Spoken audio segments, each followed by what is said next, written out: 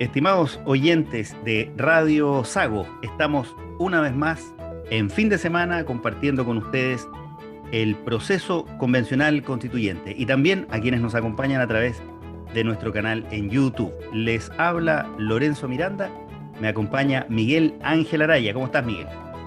Hola Lorenzo, muy bien, como también lo espero que lo estén todos quienes nos escuchan esta tarde de domingo y que nos vean también. Hoy, bueno, y contarle a nuestros auditores que para esta semana hemos tomado la decisión de no tener invitado por una cuestión, por así decirlo, de orden más o menos pedagógico o didáctico, porque ya hay a esta altura un poco más de 200 artículos aprobados eh, en el Pleno de la Convención Constitucional, y eso significa que tenemos texto que va a formar parte de la propuesta que se va a someter al plebiscito el día 4 de septiembre. Y dentro de estos textos ya aprobados, Miguel, están aquellos pocos eh, artículos que logró aprobar el día miércoles la Comisión de Sistema Político, que ha tenido bastante presencia, ¿no es cierto?, entre los comentarios, en los medios, entre los especialistas. Primero, por el rotundo fracaso que tuvo el primer informe, donde se aprobó apenas un artículo y un poquito más. Y yo diría que ahora el tema nuevamente vuelve a ser esta comisión, que no logra alcanzar el consenso que se había anunciado, en efecto, sino que muy por el contrario, el gran acuerdo y tan amplio como se había anunciado, terminó cayéndose nuevamente en el Pleno, pasando muy poquitos artículos, dejando sin norma sustantiva y regulatoria facultades de las cámaras, etcétera. No sé qué te parece este punto, Miguel. Claro, es un asunto bastante complejo que ya habíamos anticipado ni tan solo la semana pasada, sino que hay durante varios programas ya. Aquí hay un problema que es bastante complejo y que es el siguiente y que es bueno tomarse el tiempo y explicarlo. Originariamente había una idea que rondaba en la convención que no sabíamos a cuántos en definitiva de los convencionales constituyentes seducía esta idea, pero circulaba en el aire la idea de un sistema unicameral. Al margen de que puedan existir poderosas razones para estar por uno u otro sistema, ¿m? En lo personal yo también he señalado en este programa que yo sí soy partidario de un Congreso unicameral. Ocurre que hubo una declaración coetánea que estableció el sistema de Estado regional y para que exista Estado regional necesariamente debe haber bicameralismo. Entonces, eh, da la impresión de que lo que se ha tratado de hacer es de crear solamente una cámara, que va a ser la Cámara Política, y una cámara que va a representar a las regiones con muy poco poder, y eso evidentemente no está funcionando. Según las informaciones que todos conocemos, pareciera ser que la balanza en esta materia la va a inclinar fundamentalmente los constituyentes del Partido Socialista y aparentemente todo indica que la idea es dotar de mayor y más poder a ambas cámaras, es decir, estaríamos quedando en un sistema bicameral no tan distinto al que conocemos. Eh, Ese es la idea, pero como señalé recién, no es lo que logró pasar ni reunir los votos en el Pleno, Miguel. La verdad es que la tensión hoy día está planteada, diría yo, en la lógica de finalmente que no desaparezca el Senado por varios grupos, particularmente el colectivo socialista y un sector de independientes no neutrales. Pero, curiosamente, y de esto hubo algunas declaraciones de parte del ministro Jackson, se da la circunstancia de que se aprobó el cambio de nombre, por así decirlo, del Senado, porque se aprobó la existencia de la Cámara Territorial, pero sin facultades. Y lo mismo ocurrió con la Cámara de los Diputados y Diputadas. Se aprueba su existencia, pero con muy pocas facultades. Entonces, la atención está ahí, ¿no es cierto? ¿Cuál va a ser efectivamente la estructura que va a tener en definitiva este sistema político? Ahora bien, como te había planteado y propuesto, la idea de esta conversación es que podamos comentarle a nuestros auditores cuáles son los artículos y los capítulos que ya se encuentran efectivamente aprobados en este proyecto de constitución, en este borrador constitucional que va a ser sometido a plebiscito en el mes de septiembre, el 4 de septiembre específicamente. Y para quienes nos están viendo, vamos a presentar este texto y para quienes nos escuchen, lo vamos a comentar. En primer lugar, está aprobado en parte, ¿no es cierto? Una parte en un primer y en un segundo informe, la forma de Estado, un total de 66 artículos de estos 200 y tantos que ya están aprobados, donde se establece la existencia de este Estado regional, la existencia de entidades territoriales y toda la regulación que ello conlleva. Además, el gobierno regional, los consejos de alcaldes y alcaldesas, que son un órgano nuevo que no existía previamente, la asamblea regional, el consejo social regional eh, y los consejos de gobernadores, que son otro órgano que no existe actualmente, digamos. Y en un segundo informe se aprobaron una serie de normas que tienen que ver básicamente con la, diría yo, autonomía económica y financiera de estos órganos territoriales autónomos, pronunciándose sobre materias de pronto diversas, como por ejemplo los tributos, que la ley no, que solo la ley puede establecer tributos, etcétera, dentro de la regulación de forma de Estado. Entendemos que aquí le corresponderá luego a la Comisión de Armonización tomar algunas de estas normas y llevarlas probablemente a otro capítulo de la propia Constitución. No sé si quieres comentar algo sobre este punto. La verdad es que lo hemos tratado bastante aquí en el programa sobre el Estado Sí, regional. sería mejor que dieras Terminamos rápidamente con esto. Perfecto. la visión global. Luego tenemos el capítulo de Sistema de Justicia, donde hay 45 artículos aprobados, y aquí probablemente los temas más sustantivos son la modificación en términos de control, nombramiento, los procesos de nombramiento, ¿no es cierto? Los procesos sancionatorios respecto de la conducta de los jueces, que se trasladan de la estructura que tienen actualmente, donde existe una composición entre el Poder Judicial y el Poder Ejecutivo, se trasladan a este Consejo Superior de Justicia, que ya vamos a ver la composición que tiene, con una minoría de jueces que lo integran y que ha sido uno de los temas más criticados a este respecto. Y el segundo elemento relevante aquí es lo que tiene que ver con el pluralismo jurídico, que también quedó bastante sancionado. En lo que tiene que ver con principios constitucionales, se han aprobado 28 artículos entre el primer y el segundo informe, y lo más relevante, sin perjuicio de que podemos discutir sobre el contenido específicamente del artículo, es aquel, ¿no es cierto?, que estableció que Chile es un Estado social y democrático de derecho y que además es plurinacional, intercultural y ecológico. Y probablemente vamos a leer más adelante ese artículo en mayor detalle. Se han aprobado otros derechos, principios, ¿no es cierto?, perdón, relativos a la persona humana, a la familia, el principio del buen vivir, etcétera. Luego está la Comisión de Conocimientos, que ha creado este especie de capítulo con 23 artículos, pero la verdad que de leerlos uno puede decir, mire, en general estas son especies de garantías constitucionales. No sé si derechos fundamentales, pero básicamente corresponde a decir, se tiene el derecho a, se tiene el derecho a participar, se tiene el derecho a la ciencia, se tiene el derecho a esto, se tiene el derecho a lo otro. Es una, no sé si la comisión entendió bien el trabajo que tenía que hacer. Este es un informe que en las dos pasadas por el Pleno le ha costado mucho avanzar. Luego está la comisión o los derechos fundamentales, que es probablemente el capítulo más importante, o el que a uno más podía interesarle en función de lo que fue el estallido social.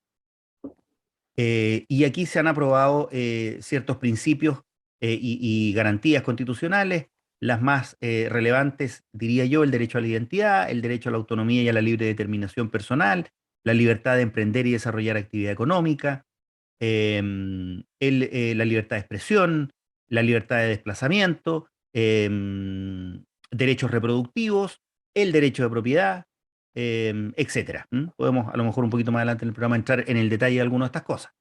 La Comisión de Medio Ambiente tiene solo 8 artículos aprobados. Nuevamente es un capítulo que deja la sensación de que son garantías, ¿no es cierto? Derecho a la protección del medio ambiente, etcétera.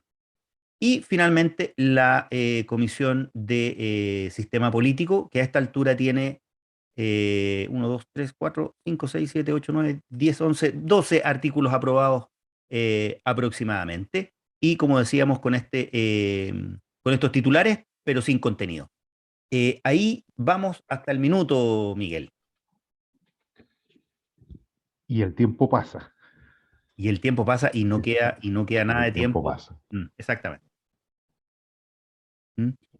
Eh, Entrando en la revisión en detalle de estas materias, una cuestión que la toqué muy, muy rápido, pero dentro de la regulación de forma de Estado, se aprobó un artículo que a mí me parece muy indiciario de lo que es este proceso de producción de normas, ¿ya? Y es el artículo 4 de este capítulo. Usted se va a encontrar con artículos 4 si es que lee este texto por distintas partes, ¿ya?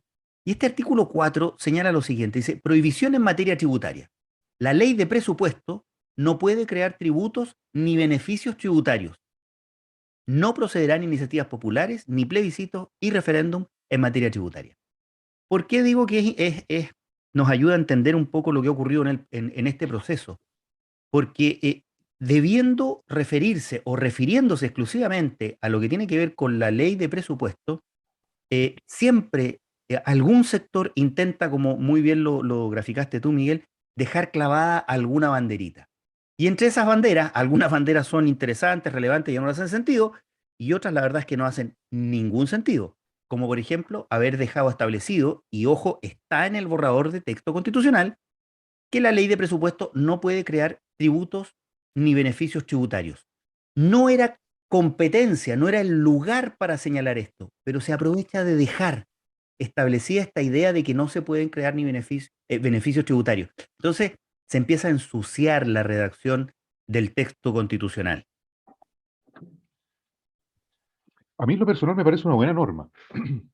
Eh, ¿Y por qué razón? Porque no me gustan las leyes misceláneas. No me gustan las leyes que hablan de muchas cosas. Es bueno que la ley de presupuesto se limite exclusivamente a distribuir el gasto fiscal. Eso es en definitiva.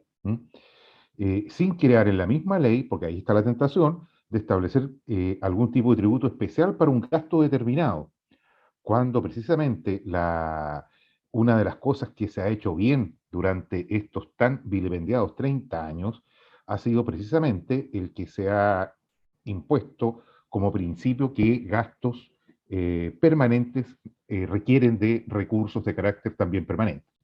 Yo creo que hacia ese lado apunta esta norma y me parece bien. Sí, lo que yo Que tenga planteaba, que estar en la Constitución, no, claro. no, ojo, es que yo creo que, de nuevo, estamos de acuerdo, pero mi punto es la pertinencia de entrar en ese tipo de detalles, y ahí es donde yo veo que hay esta segunda lectura o segunda intención. Bastaba con señalar que esta norma exclusivamente deberá referirse al presupuesto de la nación y a la asignación del gasto público, y no entrar en estos detalles que yo creo que no le hacen bien a la norma. El sentido se entiende y yo comparto, y particularmente en esa disposición uno debiera querer que sea una ley ¿No? muy específica. ¿M? Exacto. Ahora, en la misma materia, lo que fue la aprobación del segundo informe, ya se entró en el detalle, ¿no es cierto?, de esta forma de Estado regional, y se aprobó el artículo primero de este informe, respecto de la comuna autónoma. Y aquí hay una cuestión que me interesa que podamos conversar. Se definen las comunas autónomas, hoy tienen esta autonomía, ¿no es cierto?, como entidad territorial base del Estado regional, dotada de personalidad jurídica, derecho público y patrimonio propio, que gozan de autonomía para el cumplimiento de sus fines y el ejercicio de sus competencias con arreglo a la Constitución y la ley. Y luego en el inciso segundo se dice lo siguiente: la ley clasificará las comunas en distintos tipos, las que deben ser consideradas por los órganos del Estado para el establecimiento de los regímenes administrativos y económicos fiscales diferenciados, la implementación de políticas, planes y programas. Pareciera ser que lo que visualiza, ¿no es cierto?, la convención o el constituyente, es que se podría a través de una ley decir, mire, vamos a tener comunas más ricas, comunas más pobres, comunas que requieren más ayuda. Eh, Sin embargo, a mí no me hace sentido, y aquí sí que me parece que es una norma que no debe estar en la Constitución. Es que realmente no se entiende para nada la norma. Eh, y la norma, para que las personas que nos escuchen y nos ven lo comprendan, toda norma tiene que bastarse a sí misma. Es decir, uno la tiene que leer y entender de inmediato, no tener que ir a mirar nada a otra parte. Desde ese punto de vista, aparte de que la regulación es deficiente, es del todo inexplicable cómo y de qué manera podríamos tener comunas de distintos tipos, ¿no? Máxime considerando los criterios que la propia norma da, es decir, criterios demográficos, es decir, vamos a clasificar las comunas por el número de habitantes. ¿Para qué? Para determinar qué. Económicos, culturales, geográficos, socioambientales. Vamos a señalar que hay comunas que están en crisis ambiental y eso les va a dar una categoría permanente. La verdad es que no se entiende cuál es la finalidad de esta norma. Sí, y algo que tú planteaste en alguna conversación sobre la idea de las regiones y de ir atomizando, ¿no es cierto?, las autonomías. Uno podría decir en castellano simple, aquí vamos a ir a las perdices respecto de las comunas más grandes, de los territorios más importantes, porque esto se va a discutir por ley. Claro, y si las atribuciones están fijadas fundamentalmente en una sola de las cámaras, vamos a tener problemas. Efectivamente. Em, Luego, podemos referirnos a ciertas disposiciones. Me voy a saltar aquí un poquito, porque creo que esto lo hemos conversado en otros programas, todo lo que tiene que ver con el proceso, ¿no es cierto?, de regionalización, ahora sí, de regionalización autónoma. Pasémonos a sistemas de justicia, que la Comisión de Sistemas de Justicia, que ha dado también mucho que hablar, eh, porque ha establecido ciertos cambios que no los hemos tratado, diría yo, con tanta profundidad, Miguel, pero que los hemos conversado en este programa. Y el primero de ellos tiene que ver con el cambio de nombre, que la verdad no sé si uno podría decir, mire, es poco importante, pero a mí no me deja cómodo, donde pasamos de tener un poder judicial a establecer un sistema nacional de justicia del cual forman parte ciertos tribunales de justicia. No sé qué te parece este punto antes de que cerremos este primer bloque y luego comentamos en más detalle. Bueno, la denominación de las cosas crea realidades. ¿M? El nombre no es una cuestión baladí, es decir, construye efectivamente una realidad. Hay un contenido ideológico detrás de la denominación de alguna cosa. El lenguaje tiene siempre carga emotiva. Así nos encontramos, por ejemplo, que hay palabras que resultan bellísimas como democracia. Entonces nos encontrábamos con que, pensando en la década de los 60, ¿no es cierto?, en el siglo del siglo pasado, todos querían ser democracias, ¿no? Y nos encontrábamos con las democracias tuteladas de América Latina y las democracias protegidas detrás de la cortina de hierro, ¿te fijas? Porque tiene una carga emotiva. Entonces, no es baladí, reitero, la denominación de una determinada institución. Efectivamente. Y en este mismo capítulo se aprobó, ¿no es cierto?, la existencia de los tribunales de justicia en el artículo 8. El artículo 8 dice que el Sistema Nacional de Justicia estará integrado por la justicia vecinal, por los tribunales de instancia, por las Cortes de Apelaciones y la Corte Suprema. Y luego, y aquí empieza un elemento que a mí me parece que es muy relevante. Em, He tenido varias discusiones al respecto, algunos me dicen que estoy exagerando, porque hoy día tenemos sistemas de evaluación y de integración que no son del todo buenos, pero pero cuando uno empieza a interpretar sistemáticamente las normas, y ya vamos a ver a cuál me refiero, está la idea en el inciso segundo del artículo 8 del informe de la Comisión de Justicia, la siguiente, que dice que todos los tribunales estarán sometidos a lo menos cada 5 años a una revisión integral de la gestión por el Consejo de la Justicia, que más adelante lo llaman Consejo Superior de Justicia, que incluirá audiencias públicas para determinar su correcto funcionamiento en conformidad a lo establecido en la Constitución y la ley. Esta revisión, señala la disposición, en ningún caso incluirá resoluciones judiciales.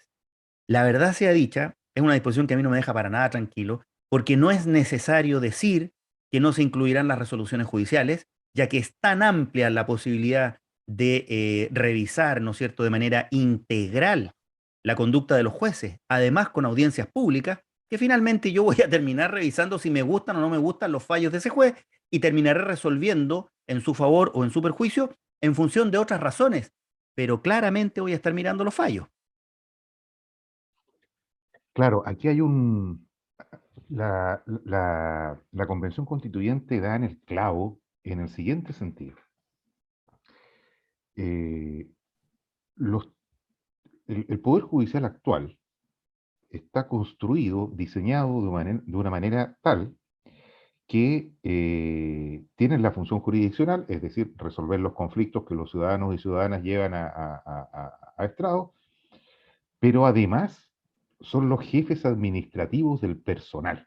¿Ah? Entonces, los ministros de la Corte Suprema son los jefes administrativos de las Cortes de Apelaciones. Las Cortes de Apelaciones, idéntico a ver, cumplen respecto de los tribunales de la instancia, como se les denomina en esta norma. Y eso genera un problema. ¿Por qué? Porque es demasiado poder entregado a personas que van a, en definitiva, tener que resolver sobre la promoción de los jueces que vienen más abajo. Por lo tanto, es deseable, efectivamente, como apunta la constituyente, a que la relación se refiera única y exclusivamente a materias jurisdiccionales, que no exista una subordinación de carácter administrativo de los denominados jueces inferiores, según sea el caso. Y esa idea me parece buena. Y De digamos manera tal, que los jueces, la Suprema está de acuerdo con esa idea. eso me parece bien. De manera tal que no va a tener el Poder Judicial competencias como jefe del que viene más abajo, sino que solamente, insisto, respecto de la revisión de resoluciones jurisdiccionales. Eso me parece bien. Ahora, la forma en que se plantea puede ser indudablemente mejor. Sí, sí, sin duda. Y aquí nos vamos a saltar, precisamente, a pesar de que nos vamos a tener, pero vamos a dejar enunciado el tema, nos vamos a saltar al Consejo de Justicia, que es este órgano al que le va a tocar ahora esta supervigilancia respecto de los tribunales de justicia y la conducta de los jueces, en definitiva. Pero vamos a una pausa y ya estamos de regreso aquí en Zoom Constitucional.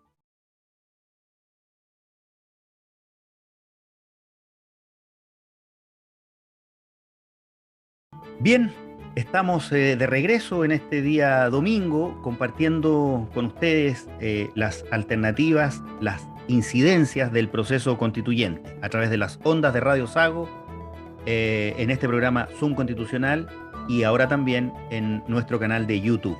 Y hacer una mención, querido Miguel, actualmente, hace un par de semanas, no lo habíamos dicho, estamos programados en 2 horarios en Radio Sago, a las 11 de la mañana y a las 20 horas, repetición del mismo programa. Es tan interesante este programa que estamos con 2 horarios actualmente. Miguel, estábamos hablando de justicia y tú nos habías dicho, suena bien, parece lógico, está bien orientada la idea, ¿no es cierto?, de acotar las facultades de los órganos superiores de la Administración de Justicia del Poder Judicial respecto de sus subordinados, de modo tal que solamente estén referidos al conocimiento de las materias judiciales contenciosas.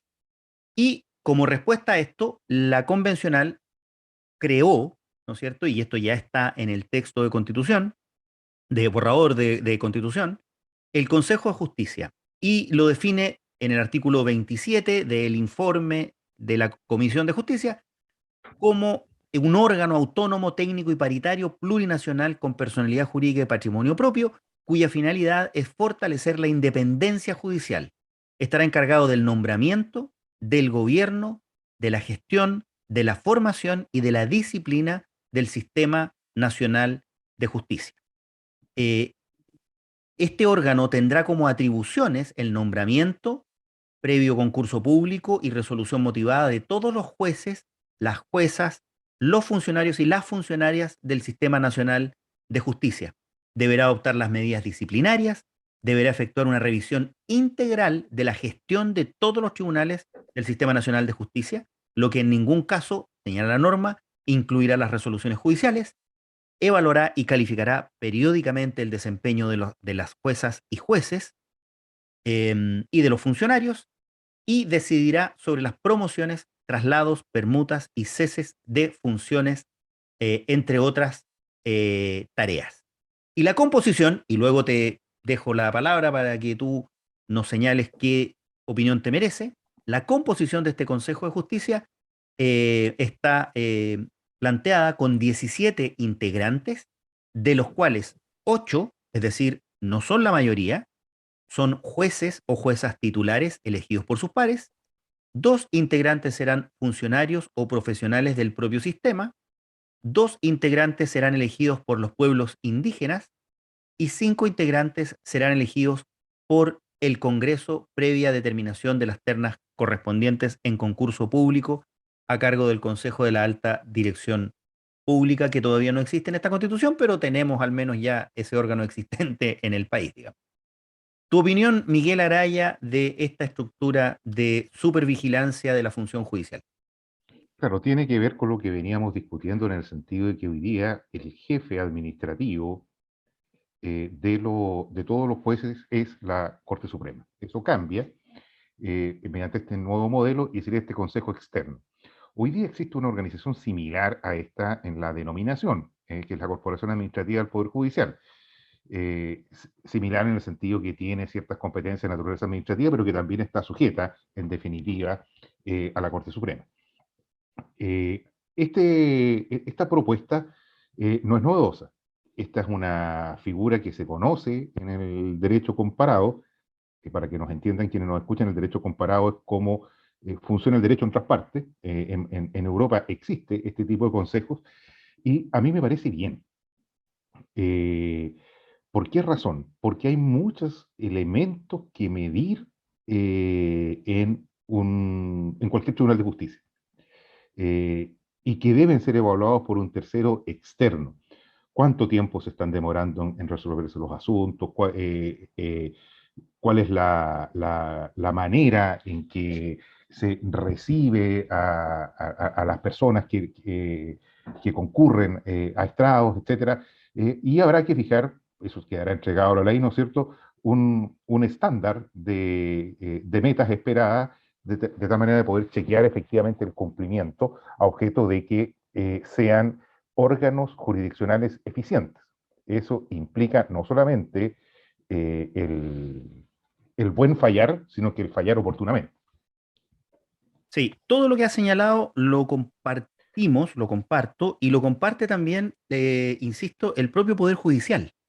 Pero yo creo que no está ahí la cuestión. La cuestión es, de nuevo, una regulación de nivel constitucional, de rango constitucional, que me parece que es en extremo eh, detallista y que trata de llegar a regular una situación que compartimos todos, puede ser mejorada. Pero ¿cuál es el punto? ¿Y para qué es una constitución?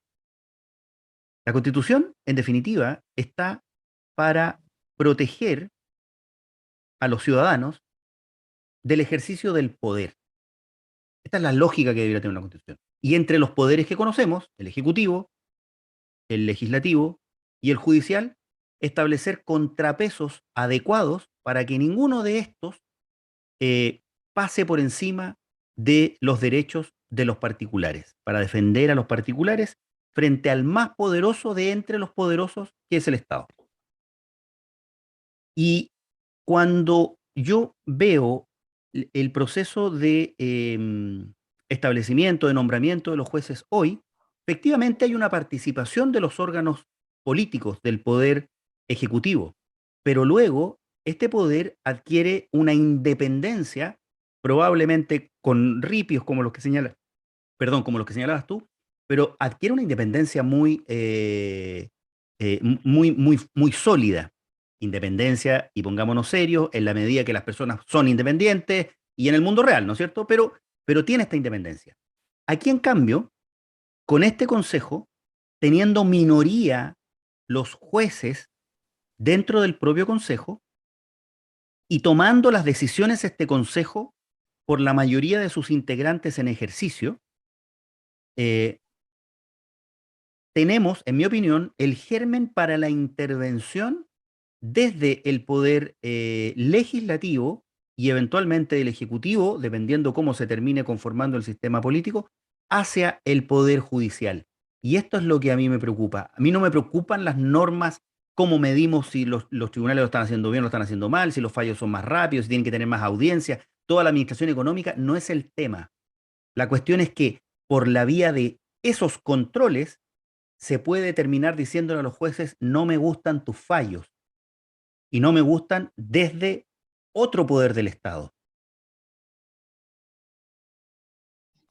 Pero si uno mira la integración del Consejo, nadie tiene mayoría. Hay que tener especial ojo en que no es el Poder Judicial, como lo conocemos, quien va a designar a sus 8 miembros, sino que va a haber una elección democrática entre los propios jueces. Es decir, habrán personas que se candidaten y se efectuará una votación para tales efectos. ¿Mm? Por lo tanto, tiene un contenido de abajo hacia arriba. No, son más los jueces de letras que los ministros. Eso ya dice algo al respecto. Hay más votos ahí. Eh, y el resto de los miembros están bastante distribuidos, porque el Congreso va a nombrar solamente a 5 de los integrantes, donde evidentemente probablemente van a existir cuotas políticos según las mayorías del minuto. Entonces no veo yo que exista una posibilidad de, de alguna manera, eh, dejar sujeto al poder político este aspecto de evaluación del funcionamiento del sistema, sin considerar que además van a haber miembros de la institución misma, todos, y miembros de pueblos originarios, elegidos, entiendo, de la misma manera. Pero no, te lo planteo de otra manera, ¿no debería acaso este poder judicial, que ya no se llama poder judicial, tener la suficiente fuerza como para defenderse a sí mismo? No, porque se trata de cuestiones distintas. No estamos hablando de la función jurisdiccional, estamos hablando de las relaciones de jerarquía y de jefatura y de funcionamiento. Eso es lo que está en juego. O sea, Pero Miguel, ya, pues mueves la cabeza, pero ¿qué es lo que te complica? ¿Qué es lo que no te gusta? es que eso es cierto, pero no es cierto. Porque, por lo que dije recién, en definitiva, se dice aquí, mire, nosotros no vamos a mirar sus fallos, pero todos sabemos, sobre todo cuando se plantean que estas evaluaciones serán con audiencias públicas, que lo que vamos a estar haciendo es evaluar a los jueces por sus fallos. Entonces, así como dije recién, con la independencia en el mundo real, entre cuánto, en tanto y en cuanto las personas pueden ser independientes, pongámonos serios, se va a eh, someter eventualmente, ¿no es cierto? Lo estoy planteando así, y es un riesgo, y es un riesgo, y como es un riesgo, la Constitución debiera prevenir ese riesgo a los jueces a una evaluación con audiencias públicas, en definitiva, sobre su gestión, y su gestión no es si la causa se demoró 2 días más o 2 días menos. Su gestión es fallar, es dictar sentencia. Y ahí es donde creo, tengo la convicción, de que este poder, aunque no lo llamemos poder, debiera tener la capacidad de auto defenderse de manera más sólida, aún con la lógica de este consejo. ¿Ya? Y si quieres tú, con la mayoría de un voto. Me parece perfecto que la elección de los miembros de este consejo sea desde abajo hacia arriba. Lo encuentro notable. Eh, pero este riesgo me parece que está presente. Es mi sensación. ¿Mm? Claro, porque tú utilizas un lenguaje que lo dice todo, dice defenderse, como si esto se tratara de un ataque. uno se defiende frente a los ataques, si no, no tiene cabida dicha acción. Y no es eso, aquí se trata de evaluación por un órgano externo, y me parece perfecto. Estamos, tenemos una visión distinta en este punto claramente. Nos había costado encontrar algo donde pensáramos distinto. Oye, pasemos a pluralismo jurídico, otro de los temas que ha sido muy, muy sonado y que también es parte de este informe de la Comisión de Justicia. Eh, Básicamente, ¿qué es lo que señala esta disposición? Y después voy a hacer un relato de lo que se resolvió esta semana.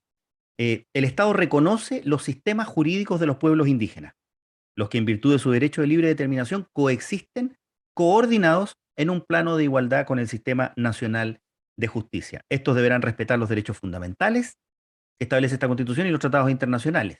Y la ley determinará los mecanismos de coordinación, cooperación, resolución de conflictos de competencia entre los sistemas jurídicos indígenas y las entidades estatales. Em, ¿Qué cuestiones fueron sometidas a votación y no quedaron en la Constitución? Que me parece relevante plantearlo de esta manera. Ahí está el Eh, punto más importante. Se había realizado una indicación, si no me equivoco, del convencional DASA, para que este sistema fuera optativo entre miembros de los distintos pueblos originarios y fue rechazada. Es decir, quien es miembro de un pueblo originario deberá someterse a la justicia indígena. Segundo, que solo se aplicara entre miembros de esa etnia. También fue rechazado. Es decir, no sabemos, y a mi entender, por la redacción del texto constitucional, en los casos en que estén involucrados en una disputa judicial un miembro de una etnia originaria con un chileno, digámoslo así, o con un no miembro de esa etnia originaria, se aplicará el sistema de justicia indígena de alguna manera en que la ley lo determinará. ¿Ya? Y en tercer lugar, eh, que estos tribunales no conocieran en materias penales. Y eso también fue rechazado. Algunos me van a decir que esto puede ser repuesto por vía legal. Mi impresión es que no, porque la historia del establecimiento de la norma constitucional es clara. Se plantearon estos límites y estos límites fueron rechazados por el constituyente. Y por lo tanto no puede una norma legal alterar la disposición constitucional. Claro, aquí hay un problema. Yo no comparto tanto tu apreciación porque creo que la última frase sí permite esa regulación, la última frase del artículo, pero hay un problema en que no están dibujados los bordes. Eh, Debió haberse resuelto inmediatamente en la misma norma cuál era la competencia de estos sistemas de justicia de los pueblos indígenas. Y debió señalarse el borde, es decir, el límite. De manera tal que se trate de un asunto acotado y dependiente de una única dirección jurisdiccional que debe ser, por cierto, la Corte Suprema. Desde luego, debe tratarse de un asunto que importe solo a la etnia de que se trate y que en materia personal alcance solo a miembros de esa etnia. ¿No es verdad? Y dejando de fuera todos los otros estatutos jurídicos de carácter universal eh, que, que tiene el sistema nacional. No solo el derecho penal, con el derecho laboral debe pasar exactamente lo mismo. ¿Ah? No podría existir formas de contratación distintas en un sistema de pueblo originario. ¿Te fijas? Es decir, ahí faltó. Y lo que preocupa es que eso no está porque no hubo acuerdo. No es que no esté porque se optó porque era la mejor solución, es que derechamente no hubo acuerdo y esa norma quedó mal. Esa norma no está correctamente afinada. Sí, yo disiento contigo de que se pueda incorporar, precisamente porque fue rechazada la discusión. Ese borde al que tú te refieres ¿Mm? no fue acordado y por lo tanto no puede, en mi opinión, una ley ahora establecer ese borde. Es decir, no podría una ley disponer que solamente se aplicará entre miembros de una misma etnia. Pero Ahora, si la propia Constitución, texto propuesto señala que la competencia será una cuestión entregada a la Constitución. Y me estás hablando de cuestiones de competencia. Perdón, habla de coordinación y resolución de conflictos de competencia entre, ojo, entre los sistemas jurídicos indígenas y las entidades estatales. O sea, puede ser que quisieron decir lo que tú planteas, pero la redacción se Claro. refiere a una cosa completamente distinta. Es, mire, entre nuestros Bueno, órganos veremos cómo resolvemos esto. ¿M? Bueno, claro, pero no es feliz. no, no, no, para nada, para nada. En eso estamos de acuerdo. ¿M? Y creo que es una cuestión compleja y es compleja para los miembros de los pueblos originarios, porque me pregunto yo si me voy a ver obligado a contratar en materia de derecho laboral, por ejemplo, que pareciera ser que debe estar excluida, o en materia comercial, con un miembro de una etnia y eventualmente me voy a ver sometido a un sistema de justicia que yo no quiero, bueno, ¿sabe qué es lo que voy a hacer? Voy a preferir no contratar con una persona de este pueblo originario. Entonces, aquí hay un error que es grave y que termina, en mi opinión, en este caso aplica el dicho que los cuidados del sacristán mataron al señor cura. ¿Mm? Ahora, en otra materia, esto que a mí esto en particular me parece correcto, me parece atinado y además creo que es una lógica que ha venido planteándose ya al interior del Poder Judicial hace tiempo. Creo que genera mucho ruido y me gustaría también conocer tu opinión. Y es la paridad y perspectiva de género, donde básicamente se dispone que la función jurisdiccional, es decir, los tribunales, actuarán, ¿no es cierto?, y se regirán por los principios de paridad y perspectiva de género.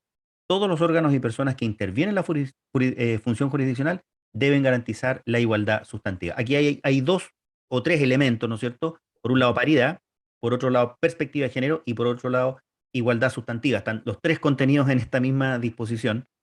Podría haber sido de una manera distinta, pero respecto a la perspectiva de género que se ha discutido mucho, a mí me parece, perdón, y el último tema, que es un inciso final del mismo artículo, dice los tribunales, cualquiera sea su competencia, deben resolver con enfoque de género.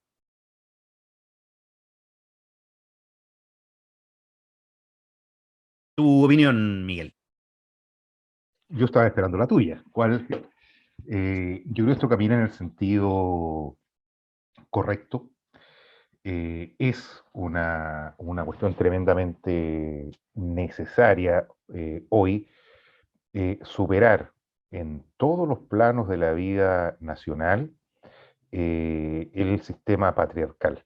¿Por qué razón? Porque el sistema patriarcal no solamente ha puesto a la mujer en un segundo plano en todo orden de cosas, sino que además es un sistema que es en sí mismo violento. En consecuencia, me parece que va en el camino adecuado el planteamiento que se hace en la Constitución. Sí, esto lo compartimos plenamente. Yo creo que eh, nos falta probablemente instrucción, instruirnos un poquito en la materia, pero la verdad que no hay gran novedad. De hecho, hay manuales al interior del propio Poder Judicial para los jueces, etcétera, respecto de estos temas. Así que me parece también que es un tema que va bien encaminado, aun cuando generó mucha controversia, sobre todo las primeras semanas que esta norma fue aprobada. Y Claro, pero no se trata acá, perdón, para decirlo con todas sus letras, de que los tribunales tengan que la perspectiva de género signifique fallar a favor de las mujeres. Pues eso es absurdo. No consiste en eso, ¿ah? Sino que consiste en que toda resolución de una cuestión debe ir dirigida a eh, eh, no reconstruir la idea del patriarcado. Esa es la idea. ¿Mm? correcto. Em, Ahora, nos quedan poquitos minutos, Miguel, y me gustaría entrar a un artículo que fue rechazado en una primera instancia, un artículo que está en el informe de la Comisión de Principios Constitucionales, em, y que está denominado como artículo primero de ese informe, em, y que probablemente a algunos les gustaría que este fuese el artículo primero de la Constitución. Y es aquel que establece que Chile es un Estado social y democrático de derecho, que es plurinacional, intercultural y ecológico. Se constituye como una república solidaria, su democracia es paritaria y reconoce valores como valores intrínsecos e irrenunciables la dignidad, la libertad, la igualdad sustantiva de los seres humanos y su relación indisoluble con la naturaleza. La protección y garantía de los derechos humanos individuales y colectivos son el fundamento del Estado y orientan toda su actividad. Es deber del Estado generar condiciones necesarias y proveer los bienes y servicios para asegurar el igual goce de los derechos y la integración de las personas a la vida política, económica, social y cultural para su pleno desarrollo. Eh, ya que me lo pide, yo voy a dar mi opinión al tiro. Este artículo es probablemente el artículo más esperado de todo este proceso y el primero que se debió haber concordado y no fue tan fácil y yo creo que hay algunos elementos que nos ayudan a entender por qué. Este artículo, entienden algunos, que da por superada la idea del Estado subsidiario en cuanto a la provisión de los derechos sociales o económicos sociales, al establecer, ¿no es cierto?, que Chile es un Estado social y democrático de derecho. Sin embargo, me parece que el artículo entra en algún terreno pantanoso, particularmente lo de plurinacional e intercultural, la verdad es que es más cosa de gusto y está repetido a lo largo de la Constitución tantas veces que es irrelevante repetirlo una vez más.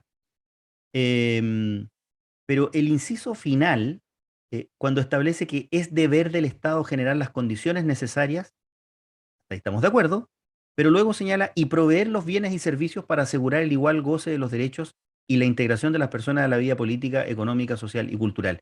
Me parece que ahí hay un exceso. La provisión de bienes por parte del Estado parecerá correcta y razonable y será la mejor herramienta en un momento determinado y en otro podrá no serlo.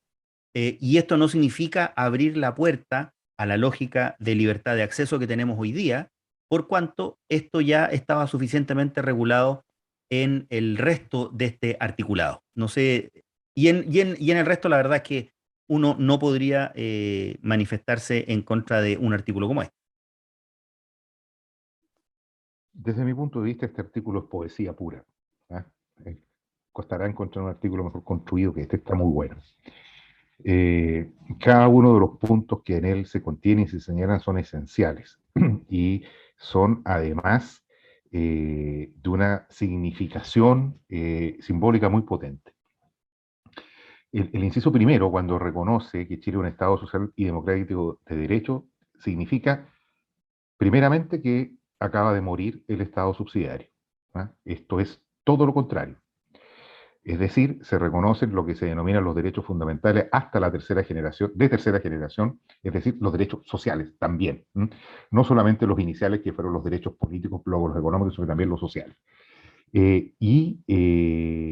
Se desenvuelve bajo la concepción de la idea de comunidad, ¿m? Cuestión que a mí me parece esencial. Es la comunidad organizada la que resuelve los problemas. Es la forma de sociedad que deseamos. Me sumo a eso. Estoy completamente de acuerdo también con la plurinacionalidad, la interculturalidad y el contenido ecológico. Yo creo que eso es una cuestión hoy día de alcance prácticamente universal. Recordemos que nosotros mismos hemos tenido aquí ya en varias oportunidades invitado al constituyente Jürgensen, que uno podría pensar que esta cuestión no sería una de sus banderas.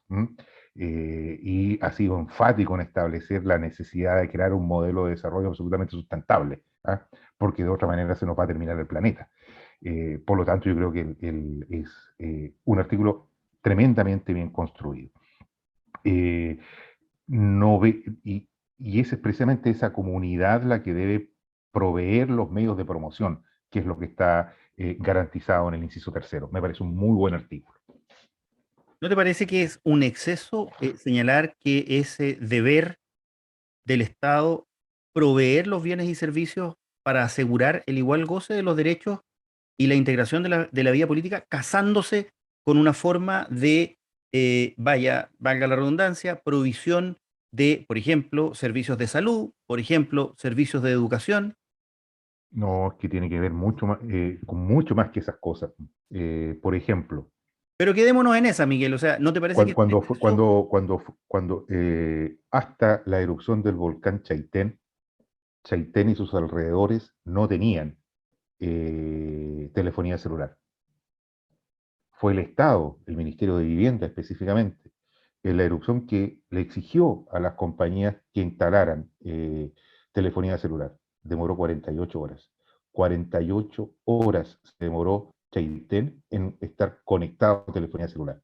Es decir, la decisión del Estado sí es importante para el bienestar de las personas. Pero ojo, es que yo creo que me estás dando la razón en el punto, porque aquí no se trata de la decisión ni de que el Estado debe generar las condiciones, ni de que el Estado podrá establecer política.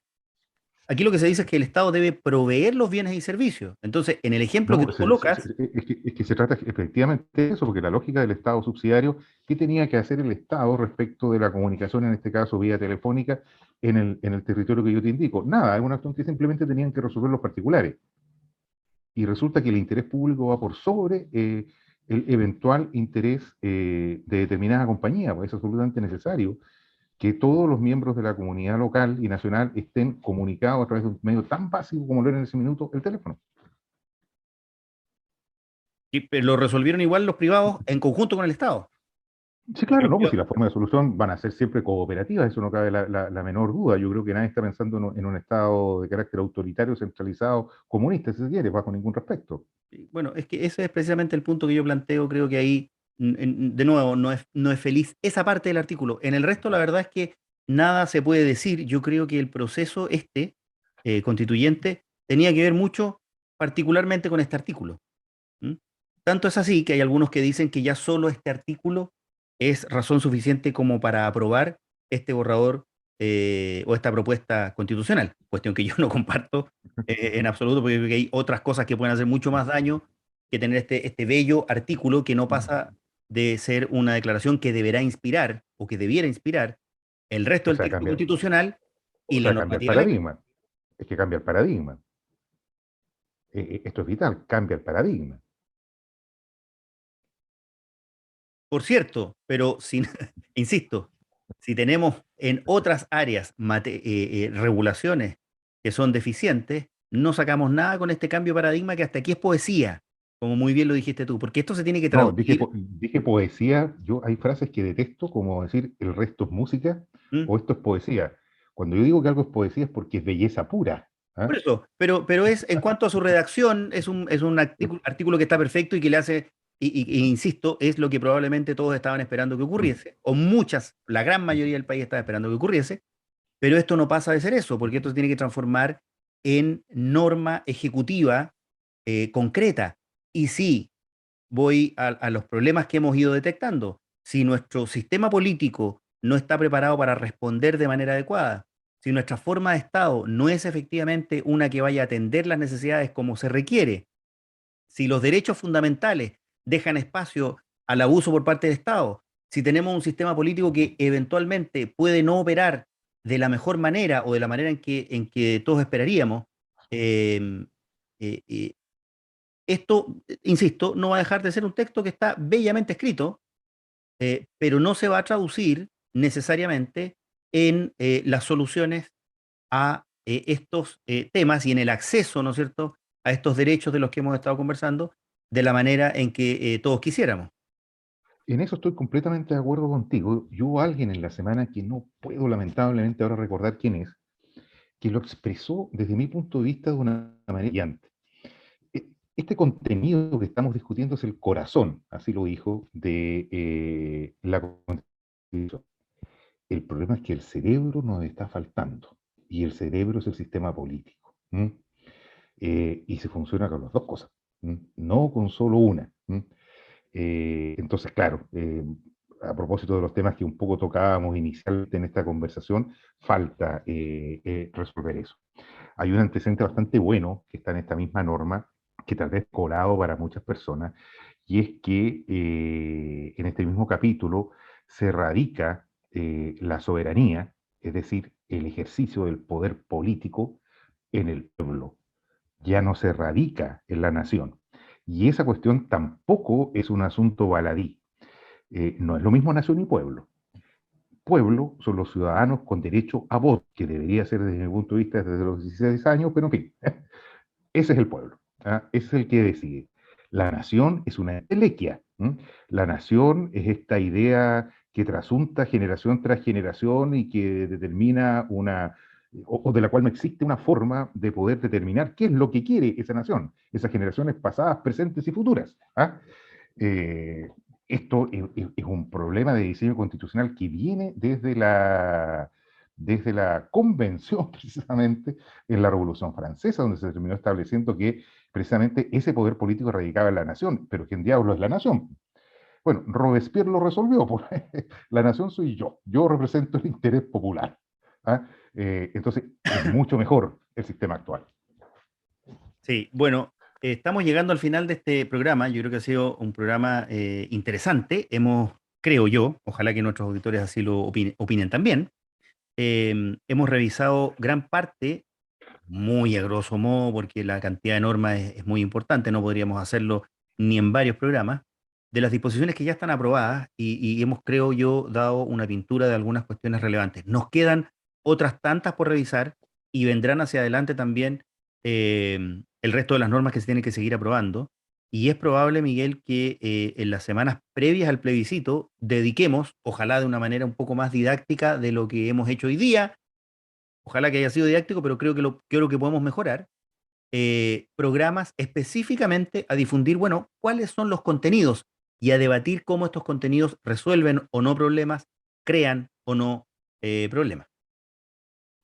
Claro, esa cuestión puede ser fundamental, pero reitero, a mí me preocupa mucho que no exista a la fecha un diseño claro, coherente del sistema político. Falta muy poco tiempo y nos encontramos además, como lo señalábamos la semana pasada, que no se trata de una cuestión que haya que descubrir la pólvora. Acá se trata de soluciones que ya están absolutamente escritas, descritas y pensadas. ¿Ah? Se trata simplemente de tomar posición y abandonar criterios que resultan absolutamente principistas y que no nos van a conducir absolutamente a nada. Recordemos cuando el ex senador Gabriel Quintero, que lo tuve invitado acá hace un par de semanas, señalaba que aquí lo único que faltaba era buen criterio y buen juicio. Totalmente. Hemos llegado al final, Miguel. Un abrazo grande. Igualmente, Lorenzo, muchas gracias a todos quienes nos escuchan por la señal de radio Sago de las ciudades de Osorno y Puerto Montt. Nos veremos la próxima semana. En un nuevo Zoom constitucional.